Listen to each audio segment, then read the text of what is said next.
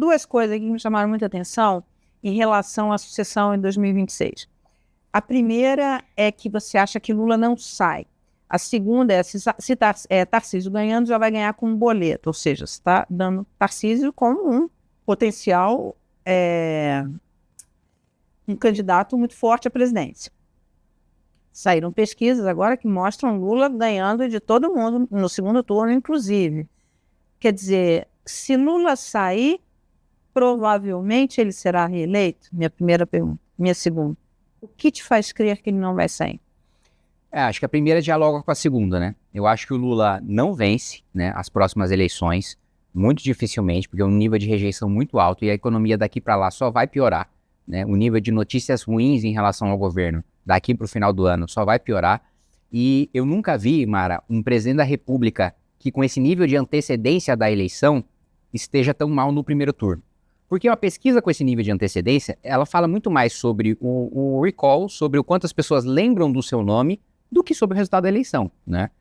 Porque a última pesquisa dá ele como favorito. Isso. Tanto no primeiro quanto no segundo turno. Só que quando você compara praticamente qualquer outro presidente da República, ou mesmo candidato ao governo do Estado, à reeleição, nesse período de tempo que nós estamos, a vantagem que ele tem já no primeiro turno é muito maior do que o Lula está tendo agora.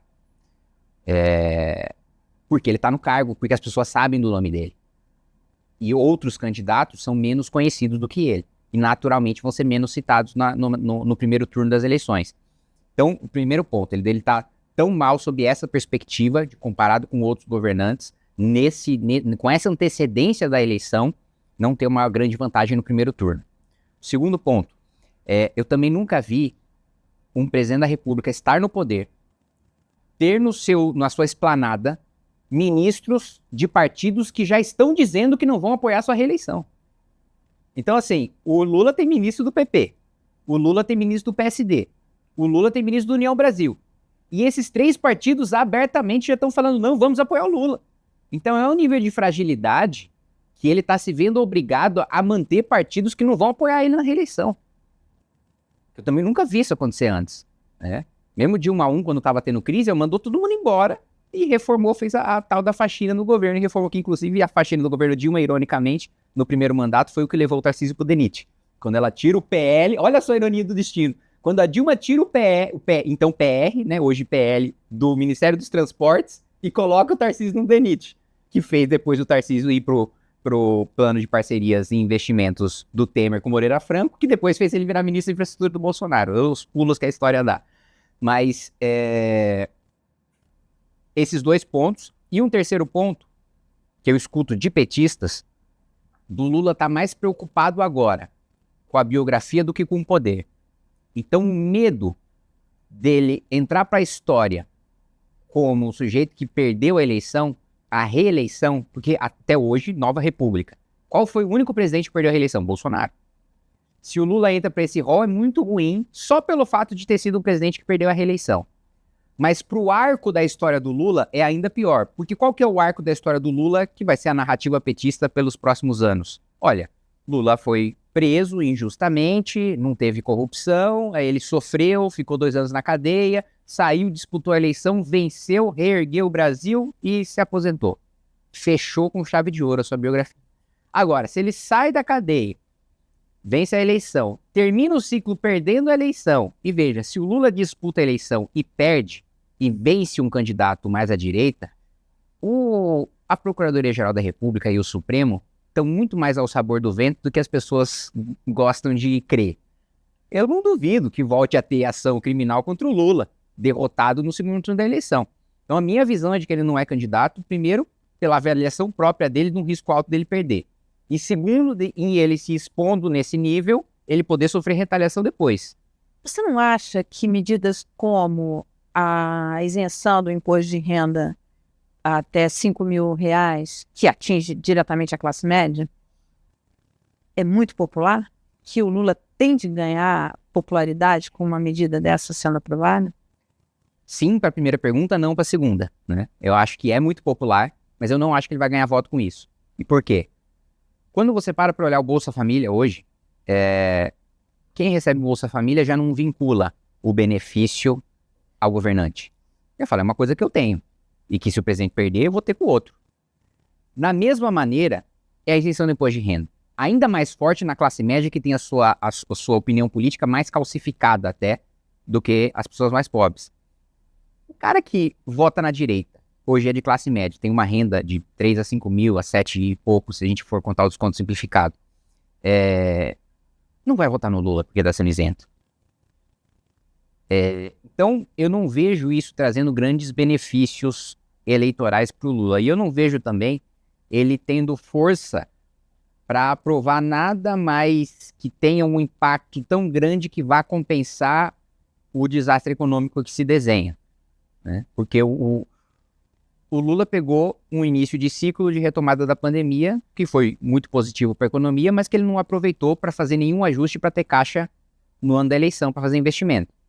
Então agora ele está simplesmente no desespero de arrecadar para não entrar no shutdown, que é o que a consultoria de orçamento do Congresso está desenhando.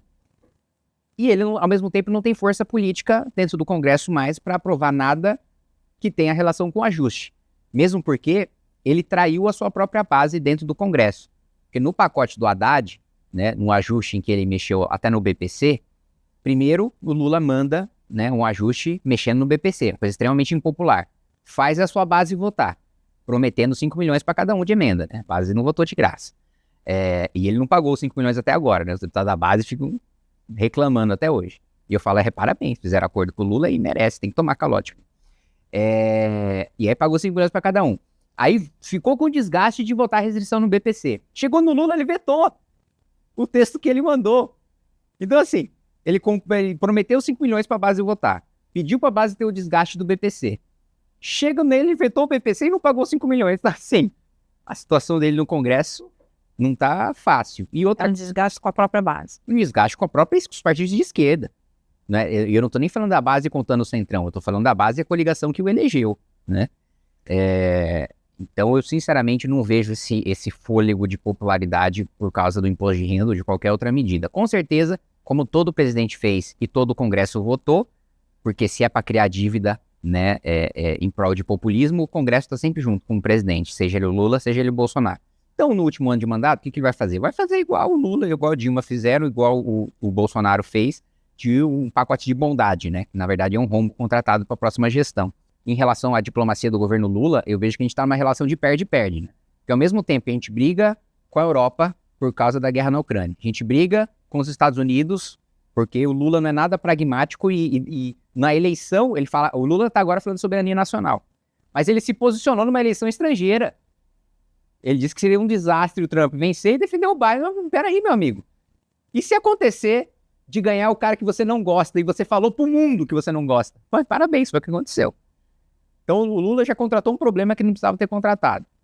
Mas vamos supor, né, ainda que eu ideologicamente discorde da gente se alinhar, né, ao eixo Rússia-China, vamos supor que essa seja a escolha pragmática. Vamos ter vantagens, então, diplomáticas, econômicas e militares nos alinhando aos BRICS. Que, aliás, o próprio autor do termo BRIC disse, gente, não era para ser grupo político, não era nem para ser um grupo econômico, eu só estava falando de países em desenvolvimento com algumas características em comum.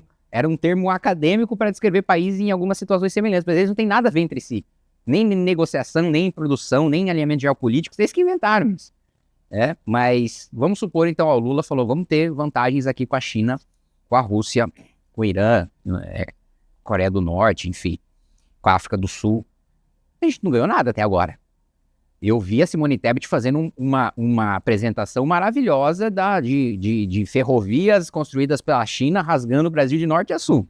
Até agora não tem um centavo de dinheiro chinês investido na nossa infraestrutura. Até agora a gente está importando gás e fertilizante da Rússia com o mesmo preço que a Europa, em guerra com a Rússia, dos países que não toparam fazer a sanção para a Rússia, importam. Então, assim, a gente está ganhando o quê? Estamos ganhando nada. Está brigando com os Estados Unidos, está brigando com a Europa, e estamos, vamos supor, amigos, né, da Índia, da China e da Rússia, e nenhum dos 3 países mandaram os líderes para o evento do Brasil, quando o Brasil está presidindo os BRICS. Porra, que prestígio! Não veio ninguém. Estamos alinhados com os BRICS. E aí, quem? O Brasil vai receber os BRICS. Quem vem? Ninguém. Por quê? Porque acho que a gente, primeiro que durante os últimos 40 anos, a gente trabalhou muito para ser irrelevante no cenário global. Essa humilhação que a gente está passando agora com os Estados Unidos, que aí tem gente que me pergunta, né? Mas aí, o que o Brasil, ou o que o parlamento, o que o governo pode fazer para responder às sanções americanas? Nada. O nosso imposto de importação em relação a mercadorias americanas já é maior do que eles estão impondo agora numa tarifa sancionatória.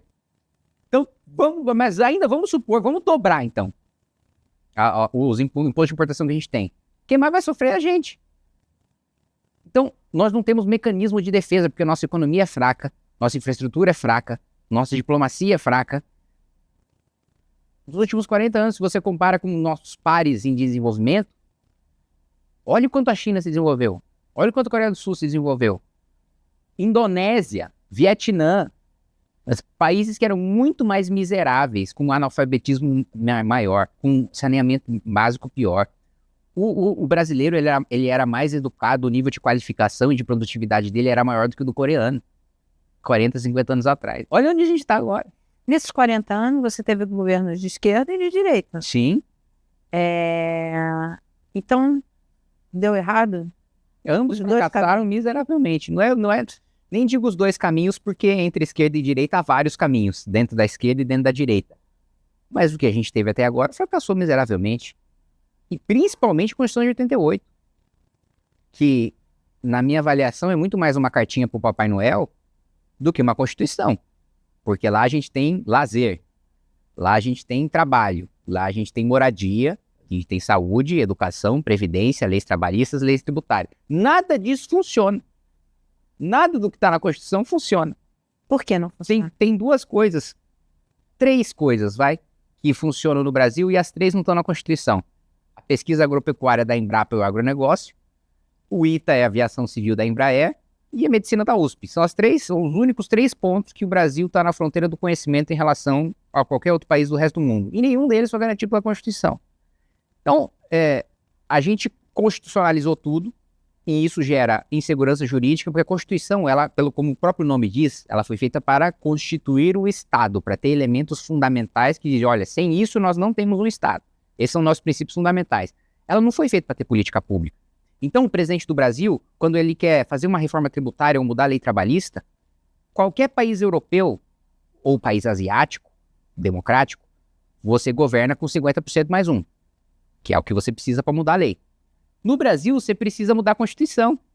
Então, você precisa ter 3/5 em 2 turnos da Câmara dos Deputados e do Senado.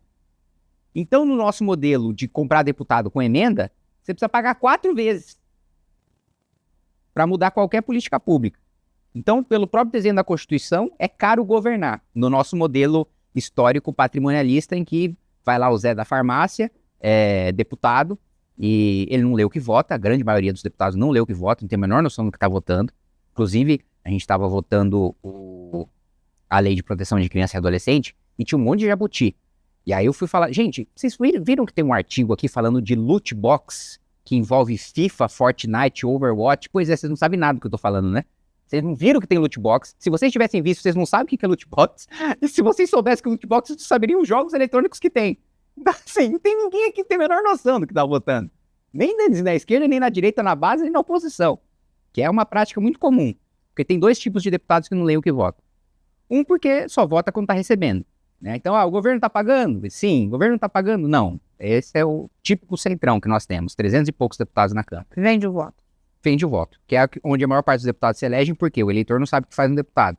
E aí, quando ele vê o deputado inaugurando uma praça ou asfaltando uma rua, ele acha que o deputado tá trabalhando. Não, o deputado tá vendendo o voto dele. Quem inaugura rua e praça é prefeito, governador e presidente, não é deputado.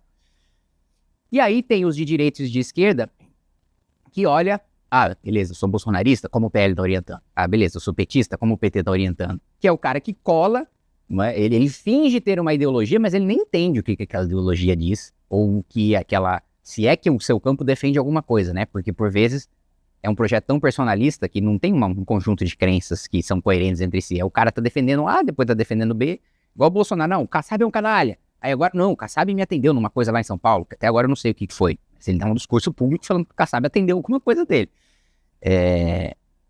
E até perdi a linha de raciocínio. Eu cheguei nesse desenvolvimento de deputado não saber o que tá votando, e de deputado do Centrão se elegendo com obra, e agora não sei nem de onde a gente partiu. Por que é tão difícil governar a Constituição de 88? Então, tem esse aspecto e tem um outro aspecto. Quanto mais coisas você coloca na Constituição, mais coisas você está submetendo ao Supremo, que é uma coisa que eu digo também. Não adianta criticar o Alexandre de Moraes.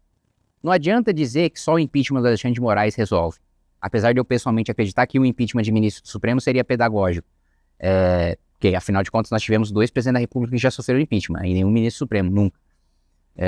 Mas não é só esse o problema. O problema é que, mesmo que o Supremo não abusasse do próprio poder, o próprio poder que ele já tem é abusivo. Se todos os temas estão na Constituição, tudo pode ir ao Supremo. Então o Supremo decide, desde criar um novo tipo penal, até a gestão do Colégio Pedro II, até um muro daqui do lado da Cracolândia, que ele manda o prefeito explicar em 24 horas. Por quê? Porque está na Constituição. Gostou do vídeo? Para mais vídeos como esse, se inscreva no canal Inevitável Cortes, deixe o like, comente abaixo o que achou, vire membro do canal por apenas R$ 3,99 e tenha acesso a benefícios exclusivos. Te vejo no próximo vídeo.